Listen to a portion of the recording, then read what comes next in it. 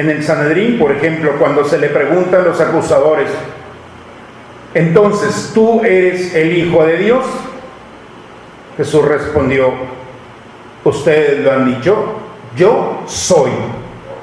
¿Sí? Habla de una relación, es Dios Hijo, una expresión, el yo soy Dios, pero también reconoce que es Hijo, es la segunda persona.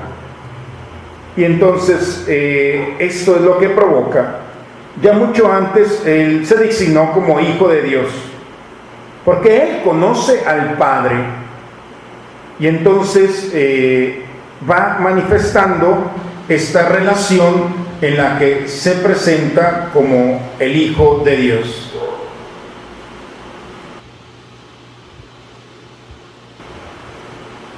Solamente en una ocasión, es interesante, solamente en una ocasión Jesús no lo llama mi Padre, sino lo llama nuestro Padre, y es cuando nos enseña a orar con el Padre nuestro. La única vez, y a partir de allí nos abre a este espacio, pero siempre es mi Padre. Y entonces llega un momento en el que ya no dice mi Padre, sino su Padre, y es cuando ya empieza este proceso en la que los evangelios nos van narrando momentos solemnes donde el Padre lo reconoce como su Hijo. Por ejemplo, en el bautismo, este es mi Hijo amado. En la transfiguración, este es mi Hijo, escúchenlo. Cada exclamación va fundamentando que no solamente es Jesús el que experimenta que es Hijo del Padre, este sentido de filiación, sino también la paternidad. Y es muy interesante como al final ya los evangelios parece que ya todo se va a terminar, y el centurión, aquel que está a los pies de Jesús, la expresión según Marcos en el capítulo 15, verdaderamente este hombre era Hijo de Dios. Cierra ese misterio con este título que se le da a Jesús. Este es el Hijo de Dios.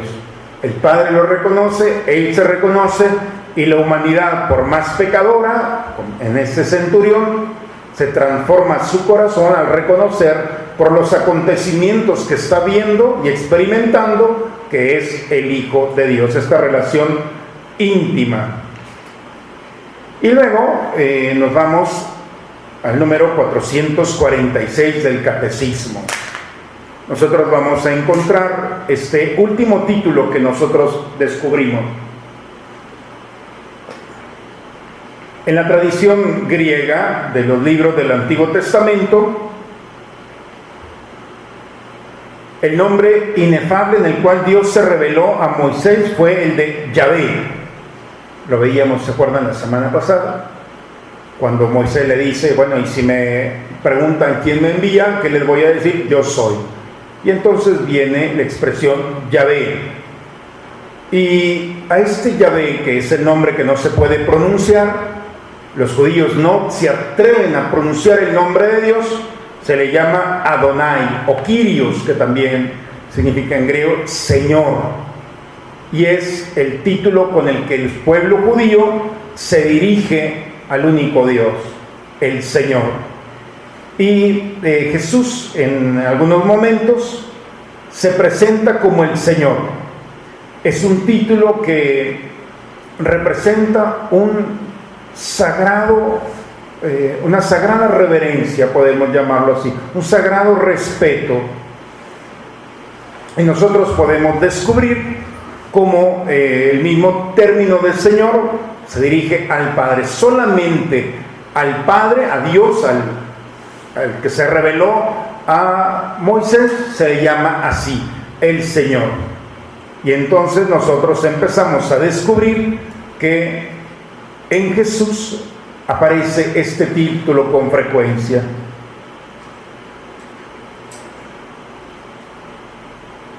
En el encuentro con Jesús resucitado se convierte en una adoración. Cuando en aquel momento Tomás había dudado si no meto mi mano, si no meto mis dedos en los agujeros, en el costado, no voy a creer. Entonces, cuando Jesús se presenta el siguiente domingo, lo primero que le dice a Tomás es: Tomás, aquí están mis manos, aquí está mi costado. Y la respuesta es: Señor mío y Dios mío. O sea, experimenta esta expresión que nosotros tenemos constantemente, aún en la misma Eucaristía, en la consagración. Volvemos nuevamente a recibir este regalo que nos dio Tomás. El Señor mío y Dios mío es el Adonai. Tú eres el Dios que se ha revelado. Tú eres Jesucristo, pero también eres el rostro del Padre, el nombre que no se pronuncia.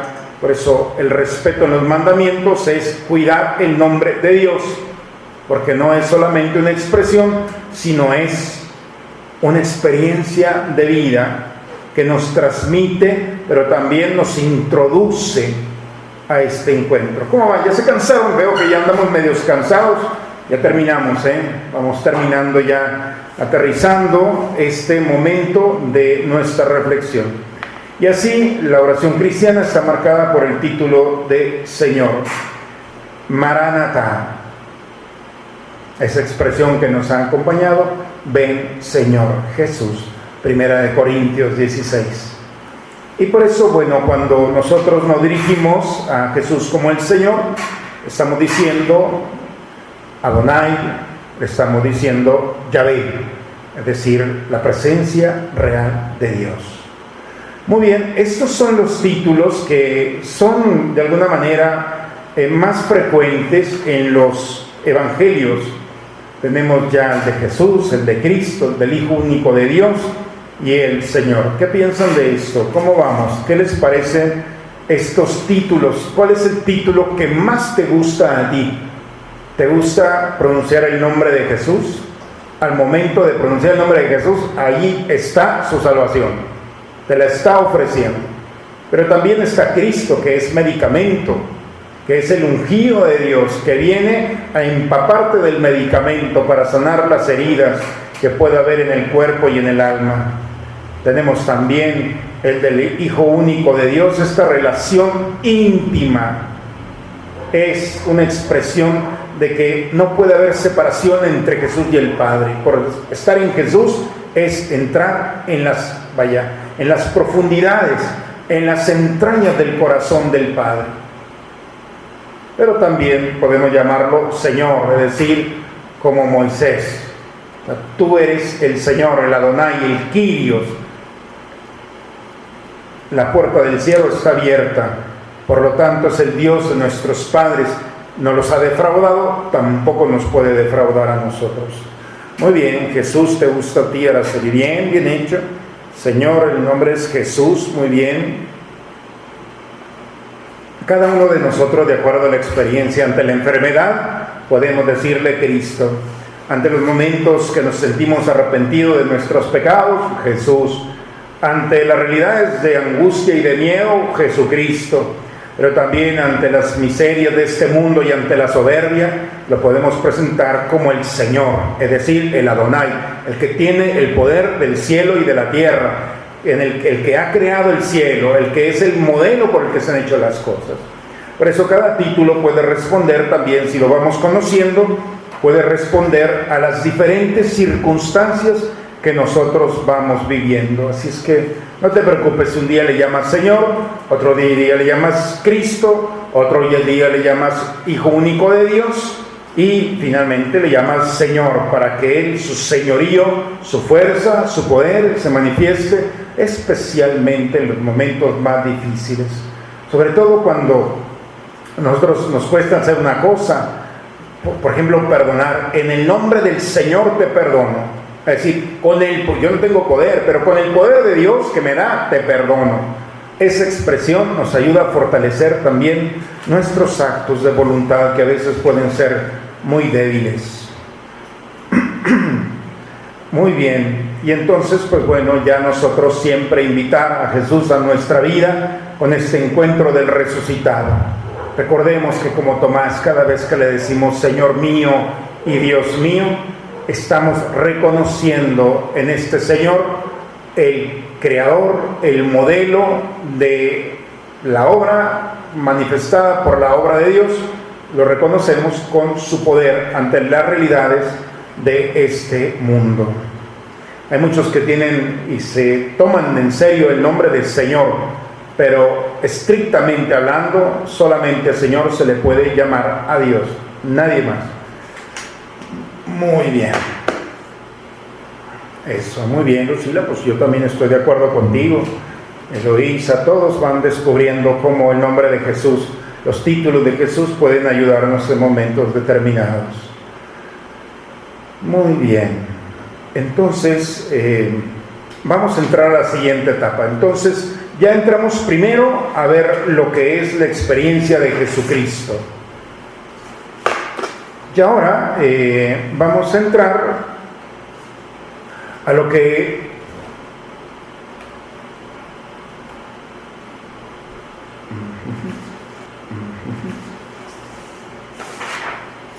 entramos al artículo 3. Jesucristo fue concebido por obra y gracia del Espíritu Santo. Para poder entender las verdades de fe que están en el símbolo de nuestra fe, en el credo, los santos padres, los que nos han brindado, los concilios, nosotros en el catecismo vamos a ir encontrando por capítulos donde se va hablando de la idea central y luego se va expresando ya en artículos, así como el cuerpo tiene ciertos artículos, articulaciones, para ir encontrando esas 12 articulaciones que nosotros vamos a poder entender para sumarnos y expresar el credo. Recuerden que la idea de este estudio es que cuando nosotros oremos con el credo, nosotros entremos inmediatamente no solamente a una oración, sino al fruto de la oración, que es una relación profunda con el Dios verdadero. Y por eso yo estoy seguro que después de este taller de verdades de fe, el credo va a ser la oración más cercana a nuestro corazón. Bien, entramos ya a este artículo 3. Jesucristo fue concebido por obra y gracia del Espíritu Santo y nació de Santa María Virgen. Ese artículo 3 es lo que vamos a ver el día de hoy. Jesucristo fue concebido por obra y gracia del Espíritu Santo y nació de Santa María Virgen. Está muy bonita esta parte, me gusta. Espero que ustedes también. En el credo, que nosotros, el credo niceno-constantinopolitano, ¿se acuerdan que la semana pasada hablamos de una cosa? Es el credo de los apóstoles, son los primeros esfuerzos de codificación, de síntesis de fe de la iglesia primitiva, de los primeros cristianos que utilizamos para los bautizados, para los primeros que se integraban a nuestra iglesia. Bien, era el credo de los apóstoles, y luego ya después, a través de los concilios, la reunión de todos los creyentes, de los obispos, de los primeros obispos, se reunieron y entonces aparece el credo niceno-constantinopolitano. Lo veíamos la semana pasada, ya no me detengo tanto. Y nosotros confesamos en el credo: por nosotros los hombres y por nuestra salvación bajó del cielo, y por obra del Espíritu Santo se encarnó de María la Virgen y se hizo hombre. Esta expresión es la que nosotros vamos a analizar el día de hoy. Bien, el Verbo se encarnó para salvarnos, reconciliándonos con Dios. Primera de Juan 4. El Padre envió a su Hijo para ser Salvador del mundo. Por nosotros los hombres y por nuestra salvación bajó del cielo. Esa es la expresión Dios lo ha enviado para salvarnos. Esta salvación, que lo mismo significa Jesús, lo veíamos hace un momento, Jesús es el Salvador, el que perdona los pecados, el que restablece en el hombre, en el alma, la salvación, la oportunidad de encontrarse, de reconciliarse con Dios. ¿Se acuerdan que cuando Adán y Eva se comen el fruto prohibido, la desobediencia, y al desobedecer, ¿qué fue lo que hicieron ellos? El primer invento del hombre, según la Biblia, fue el miedo y la vergüenza. Se escondieron porque le tuvieron miedo a Dios y porque estaban desnudos. Esta separación, este miedo y vergüenza, es lo que Jesús viene. El Verbo de Dios viene a reconciliarnos. No debes de tener miedo, no debes de tener vergüenza. Son las mentiras del enemigo. Por eso Jesús se ha encarnado, para quitarnos de nuestra mente ese deseo de seguirnos escondiendo. Dicen expresiones: el diablo nos quita la vergüenza para pecar y luego nos la regresa para reconocer nuestros pecados. Cuando nosotros decimos, no, yo no me acerco a Dios porque soy un pecador, bueno, pues en vez de quitar y sacar a Dios, mejor saca el pecado. Y para eso Jesús ha venido. Por eso en el 457 Jesús vino para reconciliarnos con Dios. Pues, por lo tanto, no hay que tener miedo, no hay que tener vergüenza. Esa idea de que Dios me va a condenar, pues muchas veces lo traemos porque desde muy chiquitos nosotros fuimos educados de esta manera. Si te portas mal, Dios te va a condenar, pues. Y a veces nuestros papás pues no tenían otra forma de controlarnos. Éramos 6, 7 o 10. Pues la única manera pues, es que alguien nos le ayudara a los papás. Pero esas ideas han quedado arraigadas y nos seguimos escondiendo o avergonzando de nuestros pecados. Jesús ha venido no para exponernos, sino para exponerse a nuestras enfermedades y pecados y sanarnos. También Jesús ha venido, Él se encarnó para que nosotros conociéramos así el amor de Dios, porque tanto amó Dios al mundo que le dio a su Hijo único para que todo el que crea en Él no perezca, sino que tenga vida eterna. Evangelio de Juan, el capítulo 3, 16. Esta es la experiencia nos muestra el amor de Dios. Nosotros si vemos los evangelios, el amor es desconcertante. Quien ama no entra en el juego de entrar en las miserias del otro para lastimarlo, para valerse de él, para manipularlo, no, o sacarle provecho, menos. El amor toca todas las miserias para compartir con esas miserias la oportunidad de salir de ellas. Y así el amor toca el pecado para reconciliarse nuevamente a través de la misericordia. Toca al que está solo o sola para que remediar esa soledad con una compañía. Y así va tocando. Si ustedes se fijan, Jesús desconcierta porque ama al pecador, porque ama al que está solo, porque ama al enfermo. Porque esa expresión va dejando una huella de escándalo, porque ese es el escándalo. Dios se ha hecho un escándalo porque ha manifestado su amor.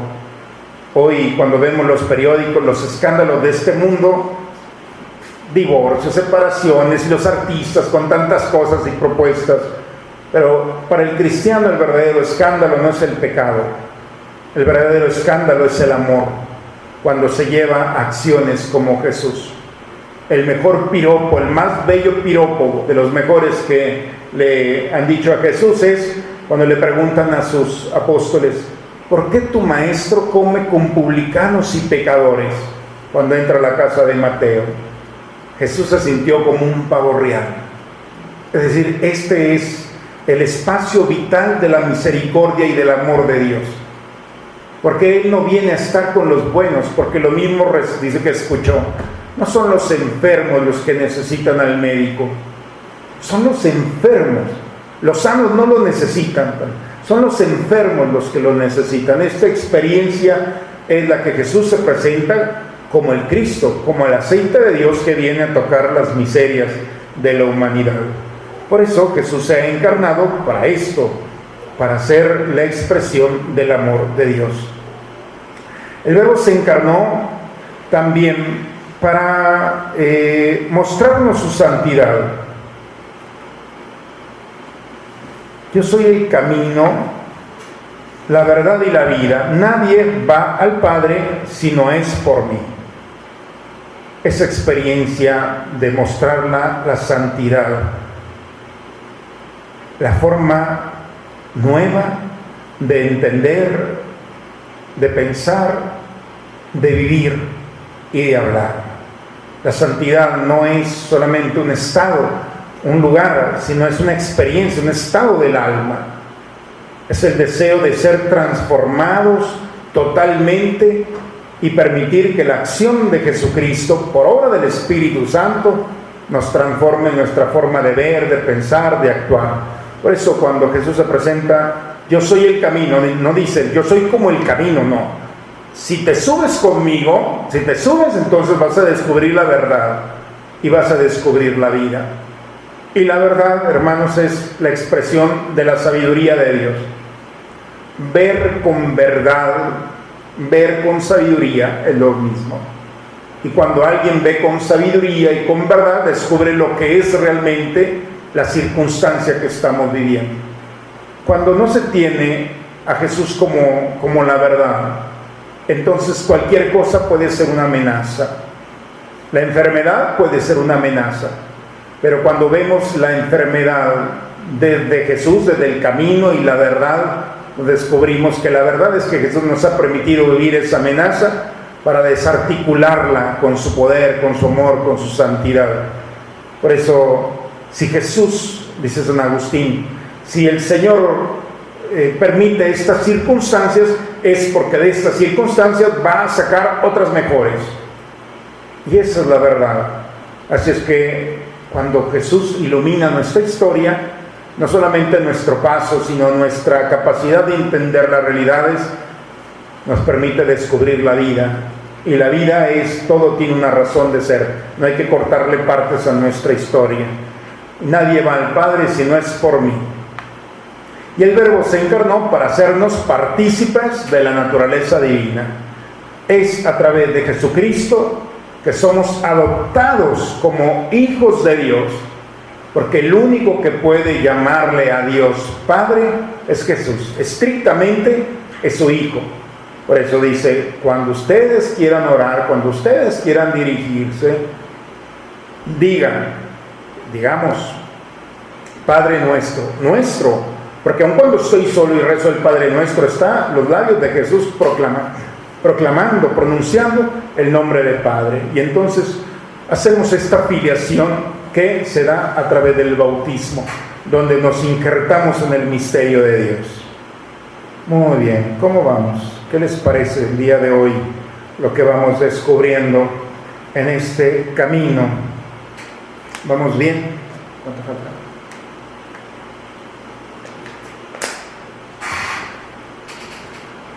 Bien, por eso se ha encarnado, para mostrarnos la naturaleza divina, el camino de transformación, donde el hombre podemos participar ya de una nueva vida que a través de Jesucristo el Padre nos ha ofrecido. No es cualquier vida, es la vida divina, es participar en la eternidad. Nos muestra el camino de santidad, la forma de ver, de sentir. Por eso los primeros cristianos impactaban tremendamente y tenemos que pedir a Dios esta gracia, porque ellos experimentaban a Jesús como el camino, como la verdad, participaban ya de la vida divina, tenían esa relación íntima con Jesucristo, y iban experimentando poco a poco en ellos lo que experimentaban era la expresión de amor. Cuando alguien se siente y vive, no solamente de sentimientos, sino experimenta en la profundidad ese amor, es capaz de cualquier cosa. Por eso los primeros cristianos no tenían miedo de dar la vida, porque habían experimentado, habían sido tocados por el verdadero amor que no solamente cautiva, sino inspira. A mí me llama mucho la atención cómo Santiago, el apóstol mayor, como nuestra catedral, fue el primero de los apóstoles que lo asesinaron. A Herodes le cortó la cabeza y solamente dice en libros de Hechos de los Apóstoles, y a Santiago lo hizo pasar por la espada, no dice nada más. Oye, un versículo nomás para el primer apóstol, y la respuesta de los biblistas es que no es que se le haya quitado el mérito de dar la vida por el Señor, sino era tan normal dar la vida por Jesús que no era nada extraordinario. Estaban inspirados por ese amor que no les permitía callarse, y eran expresiones públicas, vivas, de fortaleza. Cuando uno lee la vida de los primeros creyentes, de las primeras comunidades cristianas, hay textos muy bellos que nos dicen que cuando los cristianos los llevaban al Coliseo romano con las fieras, dicen que cuando salía el grupo de cristianos para ser devorados por las fieras porque no habían renunciado a la fe, dicen que enmudecían a las multitudes, salían con una firmeza, con una presencia que espantaban a las bestias. Era tal la valentía de estos hombres y mujeres que experimentaban a ese Cristo vivo, que se había encarnado para hacer un camino, una forma de interpretar nuestra historia. Quizá también nosotros tenemos que pedir esta gracia, porque a veces no inspiramos ni a nuestra propia familia. Por más que les decimos, ven, nadie viene, porque no es una cuestión de venir, es una cuestión de inspirar. El cristiano es aquel que descubre la verdad y es aquel que se mantiene de pie en todas las circunstancias. María es este modelo que inspira. Por eso el sábado he dedicado a la Virgen María, porque según Santo Tomás de Aquino, cuando todo estaba espantosamente mal, el viernes lo habían crucificado, el sábado estuvo en el sepulcro. Ese sábado donde todo el mundo estaba abatido, dicen que la única que permaneció de pie fue la Virgen. A pesar de la tragedia, ella alcanzó a ver, como la llena de gracia, alcanzó a ver la realidad que había de fondo. Por eso esa firmeza de estar de pie ante los momentos de dificultad, a ella la tributamos y la veneramos con el sábado, Día de la Virgen. Pero también nosotros debemos de vivir esta experiencia, no tenerle miedo, porque Jesús se ha encarnado para salvarnos y manifestar estas expresiones. Muy bien, vamos a ver qué tenemos aquí todos, en todos lados, aún muy bien.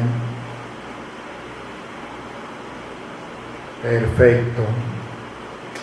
Muy bien. Bien, vamos a lo que es la encarnación, para quienes llevan el catecismo en el 461. Nos quedan 5 minutos. Vamos a terminar con la encarnación y, bueno, abarcar a Jesucristo en una sesión se me hace que sería soberbia. Está padrísimo la expresión. Entonces, vamos a saborearlo, ¿les parece? ¿Para qué llenarnos de tanta información que después se nos puede ir? Entonces, lo único que quiero terminar en este día es sobre la encarnación. Hemos dicho por qué se encarnó, los 4 elementos por los que se ha encarnado Jesucristo. Pero ahora la encarnación se encarnó para ser nuestro modelo de santidad.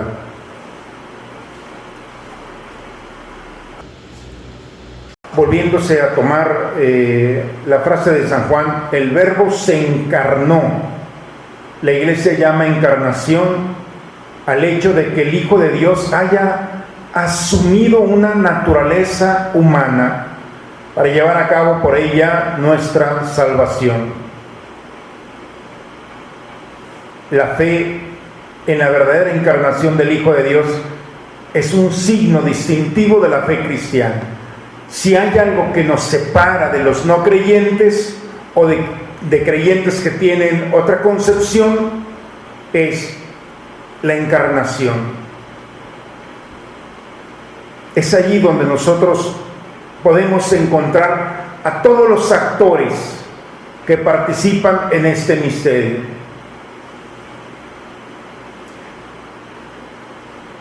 en la carta de San Juan, en el primer San Juan, en el capítulo 4. Podréis conocer en esto el Espíritu de Dios.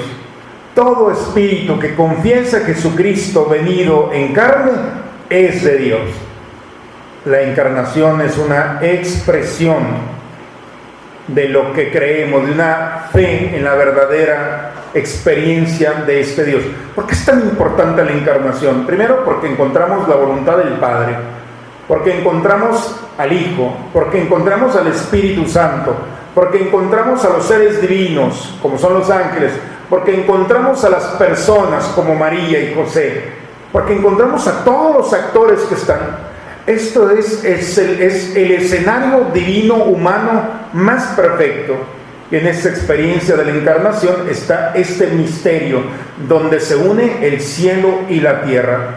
Esta convicción, se canta este gran misterio de piedad, es el que podemos nosotros manifestar. Y este acontecimiento es un hecho, no es solamente una idea de entender la encarnación. La encarnación es una expresión que no puede y se limita a una idea, sino es un acontecimiento que nos afecta a todos. Cristo, el Hijo de Dios, por voluntad del Padre, bajo la acción del Espíritu Santo, con la cooperación de una joven que representa a la humanidad, condicionada a una experiencia divina, esta mujer participa en el misterio de Dios con su esposo San José. Y ahí se van sumando actores, desde los pastores, los parientes, todo un escenario que nos va a permitir descubrir el poder que tiene la encarnación. Por eso la fe en la encarnación es un elemento distintivo. Si por ejemplo vemos los griegos, si vemos por ejemplo los fenicios, si vemos por ejemplo todas las divinidades de Egipto, si por ejemplo todas las experiencias de la encarnación con las características que ha tenido el cristianismo, no existe. Es una obra que se presenta en una mujer que permanece virgen. Y lo vamos a ver, porque la próxima sesión vamos a ver todos aquellos que desde los principios de nuestra era cristiana se han inconformado, se han confrontado con esta encarnación. ¿Cuántos conflictos ha traído la encarnación? La próxima semana vamos a ver las herejías, cómo ha habido grupos, aún religiosos, que se han confrontado, que no han aceptado que Jesús es Hijo de Dios, o que simplemente sí es Hijo de Dios, pero no puede ser un ser humano. Y también María, que no puede seguir siendo virgen. Y todas estas expresiones de confrontación nos han ayudado para reafirmar, para entender y para pedir al Espíritu Santo que nos ayude a entender este misterio que solamente bajo la fe y la razón iluminada podemos entender. En esta sesión he querido compartir algunas ideas que quizá pueden ayudarnos. La encarnación, las formas y las razones por las que Dios se ha encarnado, el misterio de cómo Jesús ha venido, los nombres de Jesús, y hemos ido encontrando cómo se ha ido presentando en nosotros. ¿Qué les ha parecido este momento? ¿Con qué se quedan ustedes? ¿Cómo quieres llamarle a Jesús? ¿Le llamas Cristo? ¿Le llamas Hijo único de Dios? ¿Cuáles son las formas en las cuales nosotros podemos encontrar en Jesucristo una razón para creer? Sabemos que es un acontecimiento histórico, lo podemos comprobar, pero también un acontecimiento de la revelación que está manifestado en la Escritura. Esta experiencia de Jesús no es solamente un conocimiento de una persona, es una invitación a un estilo de vida. Ese estilo de vida que viene a romper la monotonía a la que estamos acostumbrados y sobre todo la forma en la que este mundo quiere obligarnos a interpretar. Por eso, bueno, pues ojalá que esta sesión haya sido también una oportunidad para reafirmar esta primera parte del camino hacia el conocimiento de Jesús. Yo creo que, según lo tengo programado, tendremos 3 o 4 sesiones sobre Jesucristo, Me encantaría que después de estas 4 sesiones quede muy clara esta segunda persona de la Trinidad, su obra, su acción, desde su encarnación y antes de su encarnación hasta el momento en el que regresa al Padre y se sienta a su derecha. Todo este acontecimiento maravilloso es la razón por la que nosotros creemos, esperamos, vivimos y sobre todo predicamos. Bien,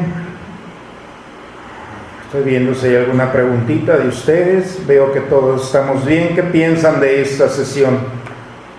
¿Vamos bien?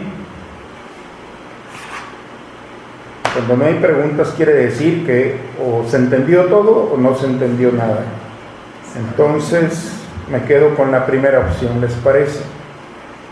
Bien, pues ha llegado la hora, son las 8:50. Es un buen momento para volver a nuestras ocupaciones, pero también orando y pidiendo a Dios que este momento, este primer momento de entrar en la relación con Jesucristo, es una relación que vale la pena. Muy bien, pues agradezco a Dios la oportunidad de saludarlos, la maravillosa oportunidad que nos da estos instrumentos y las personas para poder nosotros entender y llegar a ustedes en estas comunidades de hogares, de familias que se han convertido y han recuperado el verdadero sentido de iglesia. Agradezco a Dios la oportunidad nuevamente de estar entre ustedes y estoy a sus órdenes. Cualquier cosa que se siga ofreciendo, bueno, pues ya saben, aquí estoy. En cada Eucaristía, todos los días, están presentes.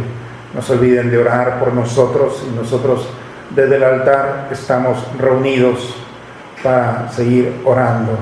Felicito a Salvador, que está por aquí en su cumpleaños, que hace posible también que estos medios día con día lleguen a más, y a todas las personas que hacen posible que la buena nueva, que Jesucristo llegue a sus corazones, y cada uno seguir orando para que día con día seamos más cercanos a la fe, a la verdad y a la expresión de vivir nuestra fe. Le doy la bendición, ¿les parece?, para terminar este momento. El Señor esté con ustedes. La bendición de Dios Todopoderoso, Padre, Hijo y Espíritu Santo, descienda sobre ustedes, sobre sus familias y permanezca siempre. Buenas noches a todos, un abrazo, especialmente a aquellos que de alguna manera han encontrado en este taller una oportunidad para estar cercanos. Mi cariño, un abrazo con mucho aprecio para ustedes. Buenas noches.